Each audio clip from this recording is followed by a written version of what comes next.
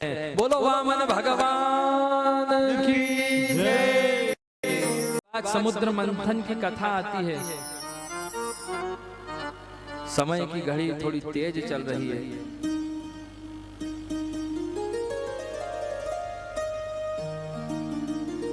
क्षीर सागर का मंथन, समुद्र मंथन किया जाता है। वो क्षीर सागर क्या है? सत्व गुण का समुद्र है।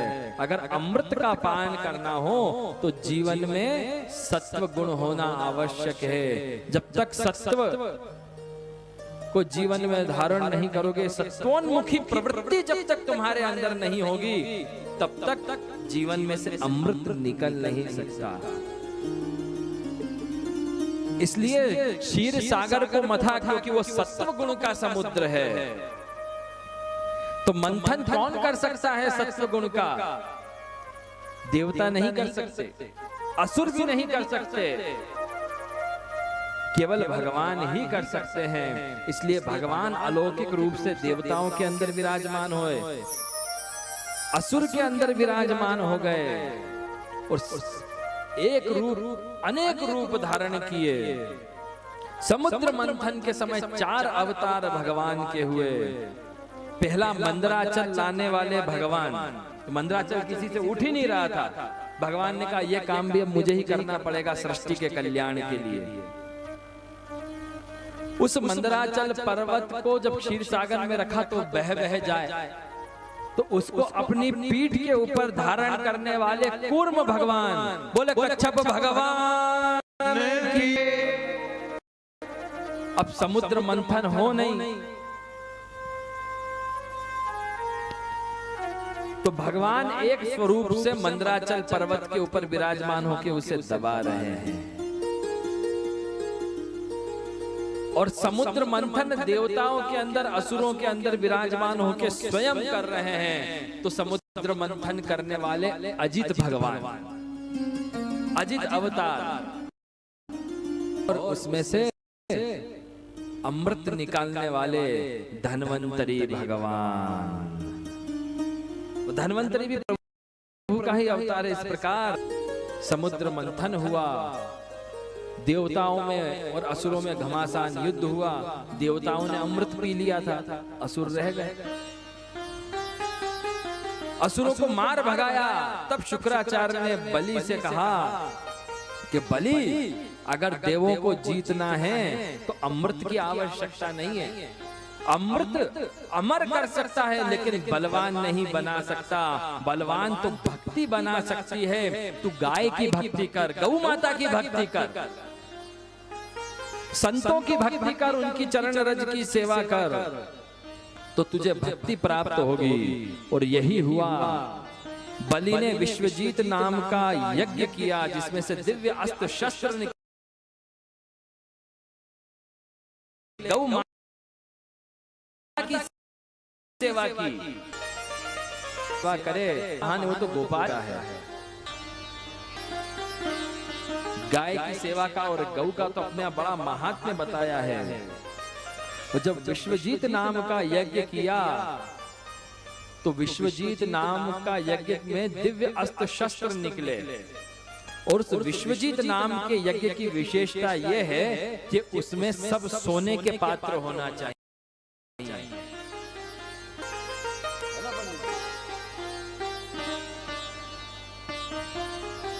उस विश्वजीत नाम के यज्ञ में सब स्वर्ण पात्र होने चाहिए। वो जितना राज्य वैभव अपने पास है वो सब दान कर देना चाहिए, तब जाके वो विश्वजीत यज्ञ सफल होता है। मतलब अगर तुमको राज्य वैभव प्राप्त करना है बलि, तो जो कुछ तुम्हारे पास बचा है सब कुछ दान कर दो।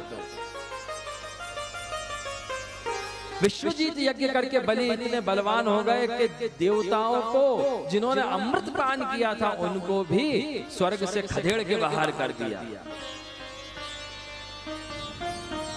देवताओं की माता अदिति ने कहा कि मेरे बच्चे दर दर भटक रहे हैं, हे कश्यप ऋषिवर, कुछ ऐसा बताओ कि मेरे पुत्रों को राज्य मिल जाए, उनका घर हो जाए, खाने पीने के ठिकाने हो जाए, उनको उनका राज्य स्वर्ग प्राप्त हो जाए वापस।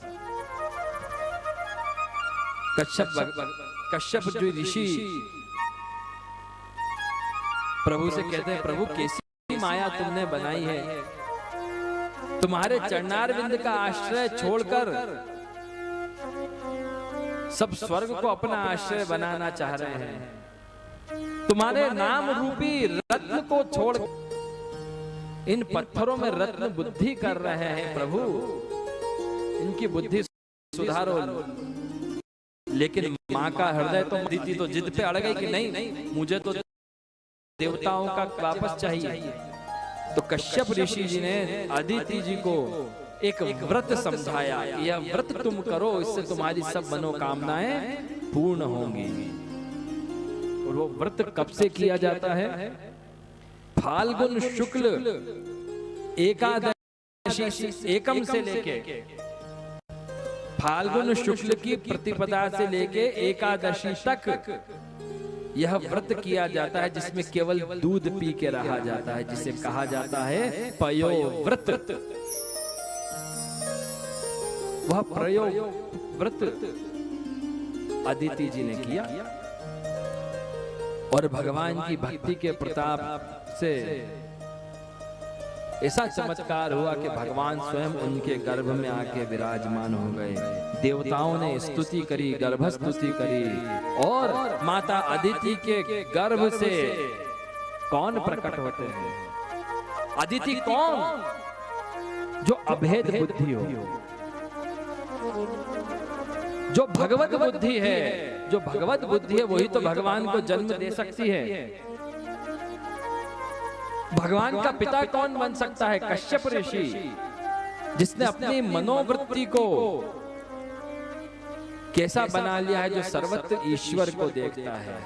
तो ऐसे भक्त और उनकी पत्नी अदिति के गर्भ में से कौन जन्म लेते हैं? भगवान वामन जन्म लेते हैं। बोलो वामन भगवान की जय। भगवान वामन का है। यह कौन है? पूर्व जन्म में यह अदिति प्रश्नी थी और कश्यप जी सुतपा थे। प्रभु की प्राप्ति के लिए तब भी व्रत धारण किया था, संकल्पबद्ध होकर व्रत किया था और अब भी किया। तो जो संकल्प लेके कार्य करता है भगवान उसके सब संकल्प पूरे करते हैं। सत्य संकल्प तो विष्णु नान्य था तो करिष्यति। महाप्रभु शिव वल्लभ आज्ञा कर। चतुर्भुजधारी भगवान द्विभुजधारी हो गए, वामन हो गए, छोटे से बालक के रूप में आ गए। उनका जन्म संस्कार हुआ, यज्ञोपवीत संस्कार हुआ। माता ने कौपिन दी, बृहस्पति जी ने यज्ञोपवीत दी, आकाश ने श्वेत छत्र दिया, ब्रह्मा ने कमंडल दिया और भगवती ने उसमें भिक्षा प्रदान की। और इस प्रकार भगवान वामन ने कहा कि देवताओं तुम चिंता मत करो, मैं तुम्हारा राज्य तुम्हें वापस लौटाऊंगा, इसलिए मैंने जन्म लिया है। बताओ बलि कहाँ है? अभी मैं बलि से तुम्हारा राज्य तुम्हें दिलवाऊंगा। बोले महाराज बलि तो इस समय विश्वजीत यज्ञ कर रहे हैं भरूच में। अभी गुजरात सौराष्ट्र जिसे कहा जाता है भरूच में, वहां विश्वजीत यज्ञ कर रहे हैं। तो बोले चलो। भगवान वहां पधारे और जैसे ही वहां भरूच पधारे, इतना अलौकिक दिव्य अनुपम रूप स्वरूप बनाया कि जिसको देख के द्वारपाल मोहित हो गए। कैसा स्वरूप भगवान का! भगवान वामन। वैसे भी अपन छोटा सा बच्चा देखते हैं तो कितना लाड़ प्यार उमड़ आता है अपने को। उसकी हर क्रिया के ऊपर, हर उसकी चेष्टा के ऊपर वो मस्ती भी करता है तो प्रेम आता है। बाद में अपन हंसते हैं कि देखो कितनी अच्छी लीला कर रहा है, कैसी मस्ती कर रहा है। तो भगवान वामन का रूप स्वरूप कैसा कि छोटे से भगवान, गोल गोल मुखारविंद, एकदम गोल मुखारविंद, गर्दन, मुट्ठी भर की कमर, 4 उंगल का पेट, छोटा सा पेट, गोल मटोल हो रहे, एकदम गदराए हुए से, छोटे छोटे श्री चरण, हाथ में वेद की पोथी, कमंडल और श्वेत छत्र श्री चरण में खड़ा धारण कर रखी है। सफेद मोती जैसे एक जैसे दांत, छोटे छोटे से मोती जैसे दांत और लाल लाल टमाटर जैसे गाल। कोटि सूर्यों का प्रताप जिनमें से चमक रहा है, ऐसा मुखारविंद देख के द्वार हो गए। वेद मंत्र बोल रहे हैं। द्वाराज अंदर पधारिए। बोले हम अंदर नहीं आएंगे। बोले क्यों? बोले आपके महाराज को जाके बोलो कि स्वयं चल के हमारा यहाँ पधारे। और जब द्वारपालों ने भगवान वामन के स्वरूप का वर्णन किया तो राजा बलि भी आश्चर्य में पड़ गया कि ऐसा कौन सा बटुक है, ऐसा छोटा सा बटुक कौन है जो ऐसे वेद मंत्र बोल रहा है। महाराज ऐसे मंत्र बोल रहा है, हमने सुने नहीं आज तक, बड़े बड़े ऋषि मुनियों के मुंह से नहीं सुने। और क्या मधुर आवाज है, क्या रूप सौंदर्य है।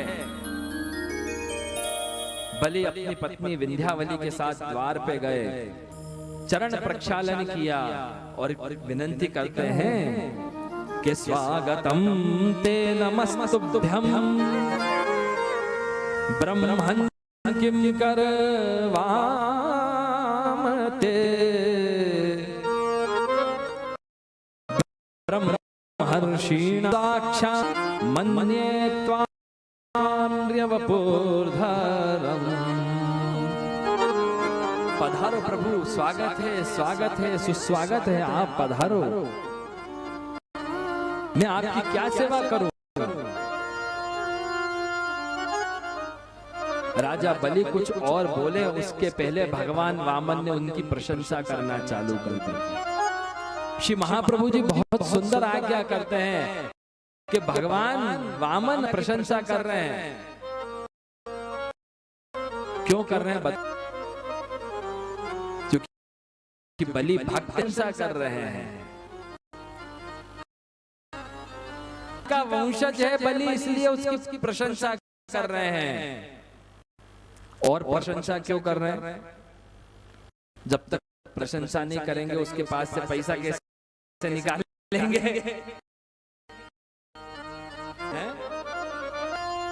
मांगना हो तो कोई दे देता है, ऐसे नहीं, कहना पड़ता है कि अरे वाह सेठ जी, आप तो कितने धर्मात्मा हो। अरे आपके पास तो लक्ष्मी की कृपा बरस रही है, नारायण की कृपा बरस रही है। तभी साथ वाला बोलता, अरे भाई साहब आपको पता नहीं, सेठ जी तो हर धार्मिक कार्यक्रम में सबसे आगे रहते हैं। अरे तुम 1 मांगो तो ये 2 देंगे, तुम 50,000 मांगो तो ये 1,00,000 देंगे।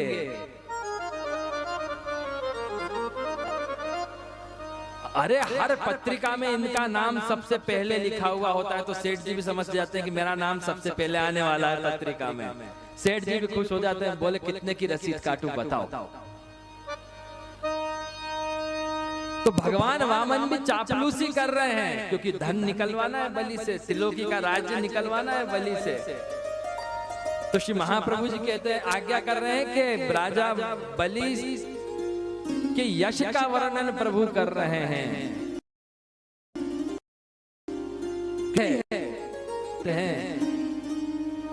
कि महाराज बलि आपकी कितनी प्रशंसा करूं मैं। अरे आप तो भक्तराज प्रहलाद के वंशज हो, आपकी क्या कहने। आपके लिए तो नरसिंह रूप में भगवान को आना पड़ा। ऐसे भक्तराज प्रहलाद के आप वंशज हो महाराज बलि। अरे आपके परदादा हिरण्यकश्यप कितने महान थे, जिनसे डर के विष्णु इधर उधर भागता फिरता था। ऐसे बड़े पराक्रमी महाअसुरराज हिरण्यकश्यप के वंश में हो। अरे विरोचन के वंश में हो आप महाराज। विरोचन तो कितने दानी थे, आपकी क्या बात करूं। आपके हाथ भी ऐसे ही खुले रहते हैं, आप 2 नहीं 100 नहीं 1000 नहीं लाख हाथ से लुटाते हो। बलि कहता, महाराज अब इतनी प्रशंसा मत करो हमारी। अब महाराज क्या चाहिए बताओ। 2-5 हजार गाय आपको दे दूं? भगवान वामन कहते हैं कि 2-5 हजार गाय दे देगो तो दूध कौन तू निकालेगा? वाके दूध कौन निकालेगा? समय होगा, दूध निकालने का समय होता है। कौन निकालेगा? तो बोले 2-4 हजार सेवक दे दूं गाय का दूध निकालने के लिए। तो बोले उनका पेट कौन पालेगा? उसके लिए मेहनत तो हमको करनी पड़ेगी, नौकर का नौकर बनना पड़ेगा, उसका पेट पालने के लिए हमको मेहनत करनी पड़ेगी। महाराज सोने के महल दे दूं, शुद्ध घी की मिठाई दे दूं, जैसे छोटे से आप हो ऐसी छोटी सी बामनी लाके आ दूं। भगवान वामन कहते हमको नॉन तेल लकड़ी के चक्कर में नहीं फंसना। क्यों? भूल गए राव रंग, भूल गए छकड़ी, रह गई 3 चीज, नॉन तेल लकड़ी। बोले हमको इस माया में नहीं पड़ना। तो बोले क्या चाहिए? बोले हमें मोह माया में मत उलझाओ, हमको तो बस केवल 3 पांव पृथ्वी दे दो। 3 पांव पृथ्वी? बोले हाँ 3 पांव पृथ्वी, जिसपे हम बैठ के भगवान का भजन कर ले, हमारा आसन बिछा ले, संध्या का पात्र लग जाए, हम बैठ के नारायण नारायण नाम जप ले बस। शुक्राचार्य ने कहा कुछ गड़बड़ है। 3 पांव पृथ्वी।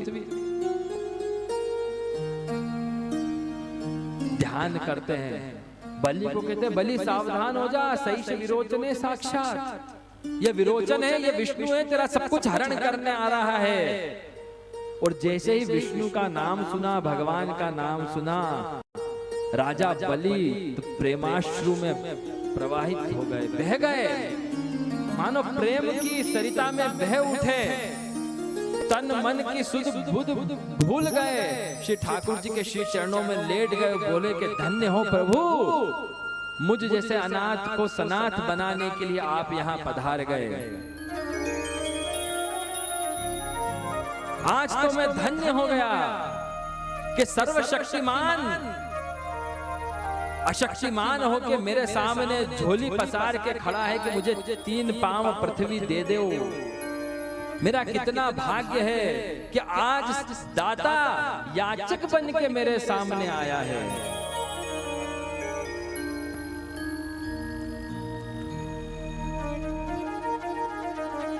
बोले प्रभु मैं धन्य हो गया। शुक्राचार्य कहते हैं लुट जाएगा, तो बलि कहते हैं आज तो लूटने में ही माला माल होना है। आज तो जो लुट गया वही माला माल हो जाएगा, आज तो मैं देऊंगा ही संकल्प करूंगा। और भगवान कहते हैं कि राजा बलि देर मत करो, तुरंत दान करो, तुमने वचन दिया है तुम दान दोगे।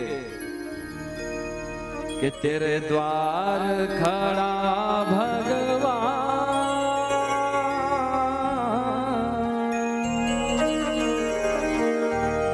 तेरे द्वार खड़ा भगवान, भगत भर दे झोली, भगत भर दे झोली, भगत भर दे। तेरे द्वार खड़ा भगवान, भगत भर दे रे झोली, ओ भगत भर दे रे झोली। तेरा होगा बड़ा एहसान कि जुग जुग तेरी रहेगी शान, भगत भर दे रे झोली, ओ भगत भर दे रे झोली।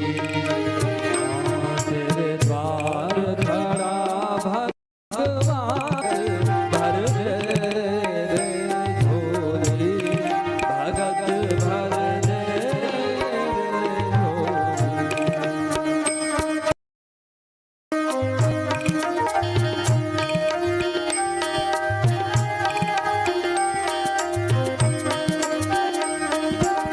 टोल उठी है सारी धरती देख ले, टोला गगन है सारा।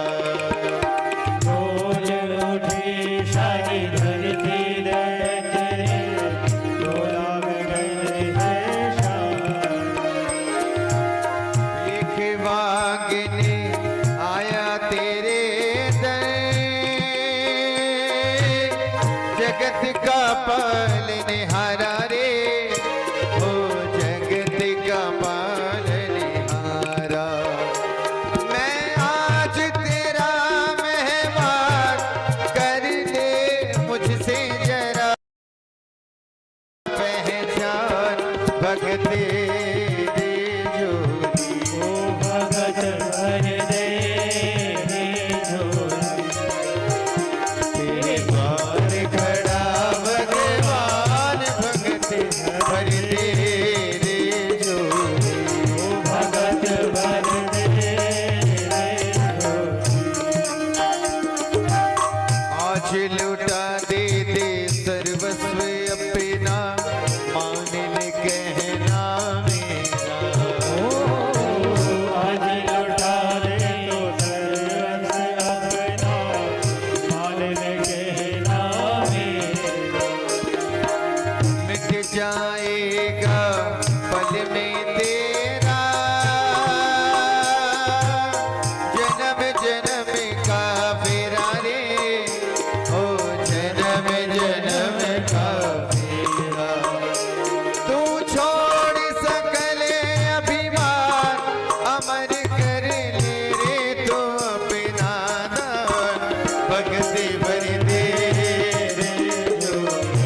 ओ भगत भर दे झोली। तेरे द्वार खड़ा भगवान, भगत भर दे रे जोरी। ओ भगत भर दे झोली।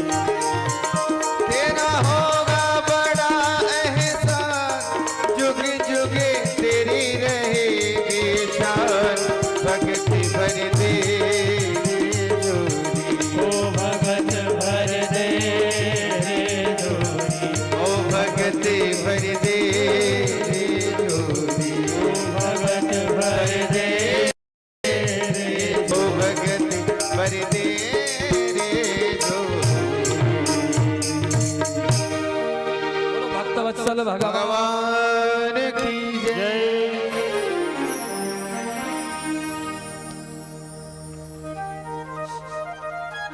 बलि ने कहा महाराज,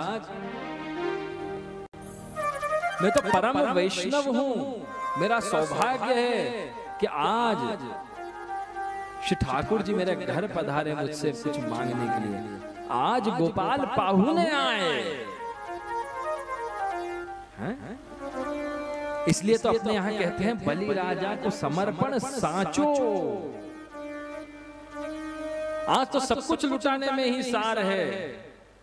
एक शेर सुनाता हूं, मिटा दे अपनी हस्ती को, मिटा दे अपनी हस्ती को, गर कुछ मर्तबा चाहे, दाना खाक में मिलके गुले गुलजार होता है।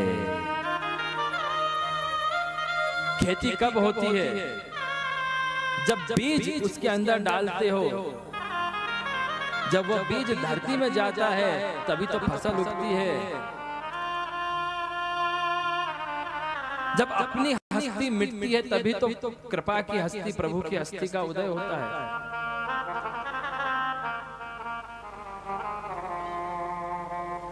प्रभु मैंने आपको 3 चरण पृथ्वी दान में दी।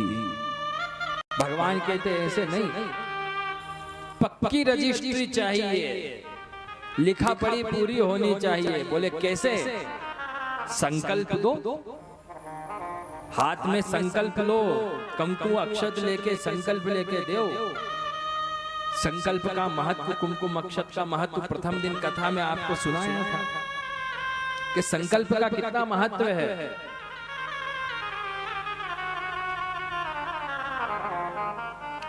शुक्राचार्य जी झाड़ी में आके बैठ जाते हैं टोटी में। भगवान देखते हैं कि ये कैसा गुरु है जो शिष्य का कल्याण नहीं चाहता। अपने आसन में से एक कुशा का तिनका निकालते हैं, बोलते हैं कुछ अटक गया है टोटी में इसलिए जल नहीं आ रहा। तो जैसे उसकी नलिका में वो कुशा डाली, शुक्राचार्य जी की एक आंख गोविंदाय नमो नमः। मतलब तुम गुरु होके भेद बुद्धि से देख रहे हो, धर्म बुद्धि नहीं अधर्म बुद्धि से देख रहे हो। इसलिए एक आंख फोड़ देता हूं, तुम हमेशा धर्म बुद्धि से ही देखो। हाथ में जल लिया और कहा महाराज मैंने आपको 3 चरण पृथ्वी दी। प्रभु कहते नहीं, तेरे 3 चरण नहीं, मेरे 3 चरण चाहिए मुझे। बोले लो महाराज क्या बात कर दी, आपके चरण ही कितने हैं, छोटे से तो चरण हैं। अरे मेरे 3 चरण लेते तो कुछ बात भी बनती। प्रभु आप तो आपके 3 चरण मांग रहे हो। बोले हाँ मुझे तो मेरे ही 3 चरण चाहिए। और जैसे ही बलि राजा ने कहा कि प्रभु मैं आपको आपके 3 चरण के माप की पृथ्वी दान पे देता हूँ, और जैसे ही भगवान ने दान हाथ में लिया, वामनोह विष्णु रास, विराट स्वरूप धारण कर लिया भगवान ने। और कैसा विराट स्वरूप कि बढ़ते ही जा रहे हैं, बढ़ते ही जा रहे हैं, बढ़ते ही जा रहे हैं। एक चरण में ऊपर के सब लोग नाप लिए, द्वितीय चरण में नीचे के सब लोग नाप लिए। बलि राजा के आश्चर्य का ठिकाना नहीं रहा। बोले ये क्या हो गया, सब देवता चकित हो गए, ऋषि मुनि चकित हो गए। शुक्राचार्य ने कहा देख मैंने कहा था ना, अब तो तू गया काम से। 2 ही चरण में इसने पूरा त्रिलोकी ब्रह्मांड नाप लिया। भगवान ने कहा बलि तू तो झूठा निकला रे, 3 चरण देने का वादा किया था, 2 ही चरण में मैंने पूरा ब्रह्मांड त्रिलोकी नाप लिया। अब बता तीसरा चरण कहां रखूं। बलि हाथ जोड़ के कहते महाराज धोखा मैंने किया कि धोखा आपने किया मेरे साथ। बालक बन के आए थे, उन 3 चरणों की बात ठहरी थी। ये तो पिताजी बन के आपने पूरे 3 चरण नाप, 2 चरण नाप लिए।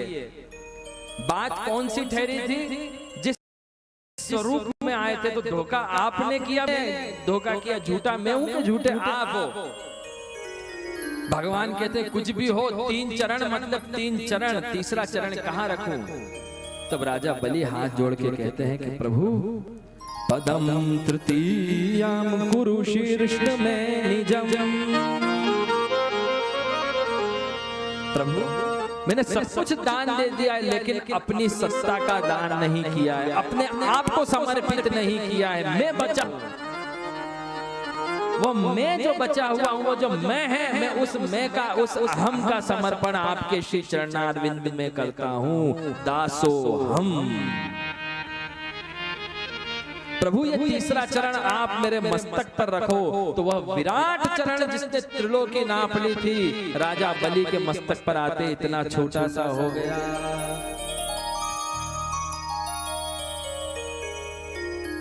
ऐसी भक्ति और ऐसा बल कि जिसने सर्वशक्तिमान प्रभु को शक्तिमान बना दिया, उस विराट को इतना छोटा सा कर दिया कि उस भक्त के मस्तक पर प्रभु का चरण विराजमान हो गया।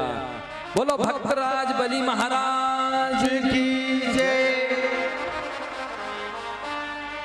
इसलिए अपने यहाँ कीर्तन कहते हैं बलि राजा को समर्पण साचो, क्योंकि उसने त्रिलोकी का भी दान दिया और स्वयं को भी प्रभु के चरण में अर्पित कर दिया कि प्रभु मैं बचा हूं। दान बड़ों के दाता। दान बड़ा होता है कि देने वाला बड़ा होता है। अभी देने वाले का समर्पण अब हुआ है। भगवान ने राजा बलि को नाग गरुड़ पाश में बांध लिया था। गरुड़ पाश में क्यों बांधा? राजा बलि कहते प्रभु सब कुछ तो दे दिया, फिर भी आपने मुझे गरुड़ पाश में बांध दिया। क्यों बांधा गरुड़ के पाश में? कि प्रभु यह देखना चाह रहे थे कि कोई अहंकार का असुर बचा तो नहीं है, कोई कर्तापने का अहंकार बचा तो नहीं है, इसने सर्वस्व समर्पण किया है कि नहीं, मन से, बुद्धि से, चित्त से, हृदय से, सर्वेंद्रिय से। और जब प्रभु को यह बात पक्की हो गई तब प्रभु ने मुक्त कर दिया। अब यह शुद्ध वैष्णव हो गया है जो सब कुछ मुझे समर्पित कर देता है, मैं उसके प्रति समर्पित हो जाता हूँ। भगवान ने कहा बलि आज से तू इंद्र और हम तेरे उपेंद्र, तू हमारा स्वामी और हम तेरे सेवक। जा तुझे सुतल लोक का राज्य दिया और तेरे राज्य का द्वारपाल पहरेदार बन के मैं खुद खड़ा रहूंगा गदा लेके। बोलो भक्त वत्सल भगवान की जय।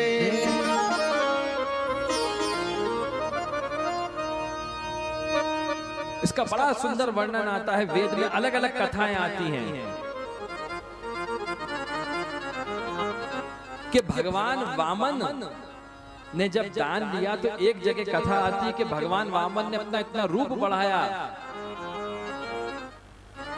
और दूसरी जगह कथा आती है कि भगवान वामन लेट गए कि हमको इतनी धरती चाहिए जितने में हम लेट सकें। तो भगवान वामन ने लेटे लेटे इतना स्वरूप बढ़ाया कि जहां जहां पृथ्वी है वहां वहां भगवान ने अपना रूप फैला दिया। वेद में ऐसी कथा आती है, इसलिए वेद में कहा जाता है यावती पृथ्वी तावती वेदी। वहां वहां यज्ञ हो सकता है जहां जहां पृथ्वी है, क्योंकि वो भगवान वामन का श्रीअंग है, पूरा संपूर्ण ब्रह्मांड।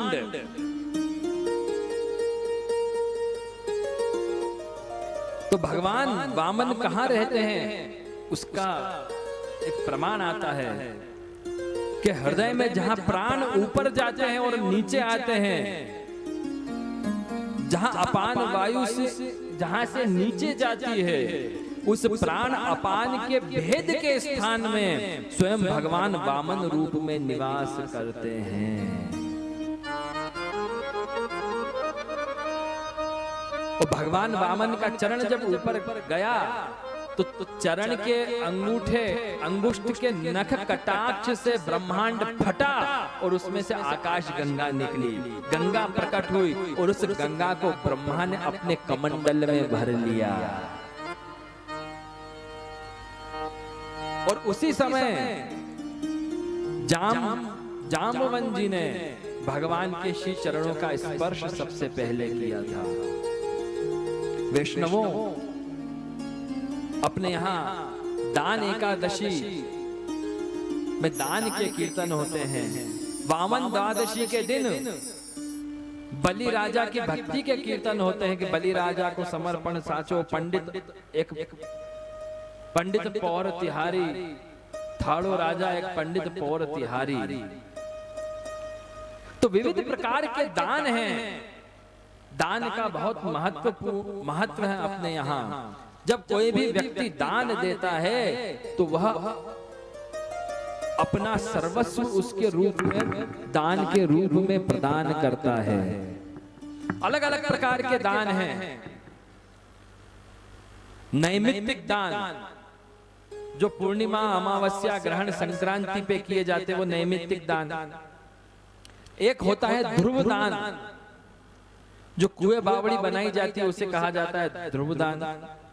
एक होता है अन्नदान, एक होता है बलिदान, मतलब सर्वस्व दान दे देना जो राजा बलि ने दिया। इसका दूसरा कारण मैं बतलाता हूं कि राजा बलि का सर्वस्व प्रभु ने क्यों हरण किया, क्योंकि बलि विश्वजीत नाम का यज्ञ कर रहा था और विश्वजीत नाम की शर्त यह है कि सर्वस्व दान होना चाहिए। तो भगवान वामन ने सोचा ये तो सर्वस्व का दान कर नहीं रहा है तो इसका यज्ञ भंग हो जाएगा, ये तो भक्ति भाव से यज्ञ कर रहा है। तो देवता सोच रहे हैं कि भगवान वामन हमारे लिए वहां पर पधारे, लेकिन वास्तविकता में बलि राजा के यज्ञ को सफल बनाने के लिए, उस विश्वजीत यज्ञ को सफल बनाने के लिए भगवान उसका सर्वस्व दान लेने के लिए पधारे ताकि उसका यज्ञ सफल हो जाए।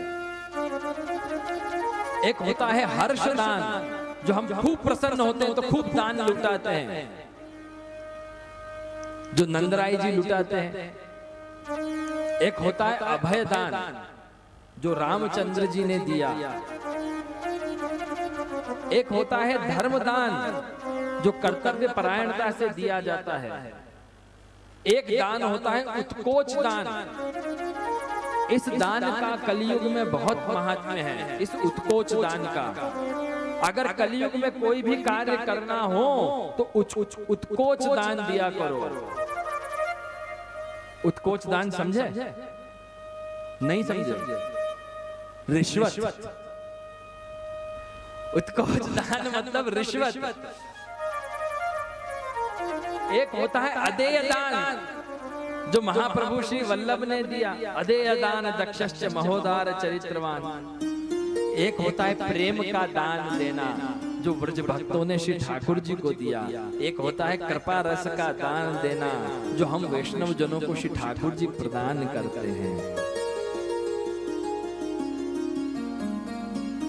तो इतने प्रकार के दान होते हैं। एक होता है कन्यादान, भूमि दान, स्वर्ण दान, लेकिन सबसे बड़ा दान कौन सा है जो ब्रज भक्तों ने श्री ठाकुर जी को दिया कि ले मटकी आगे धरी, रही श्याम गुण गाय, मन भावे सो कीजिए। अपना सब कुछ श्री ठाकुर जी को दान कर दिया भाव भक्ति से, तो प्रभु ने उनको कृपा का दान दिया। तो हम भी श्री ठाकुर जी को अपने प्रेम का दान दें, भाव का दान दें, स्नेह का दान दें, सेवा के द्वारा अपनी शक्ति का दान दें, समर्पण करें, तो हमें भी जीवन में कृपा रस का दान प्राप्त हो जाएगा।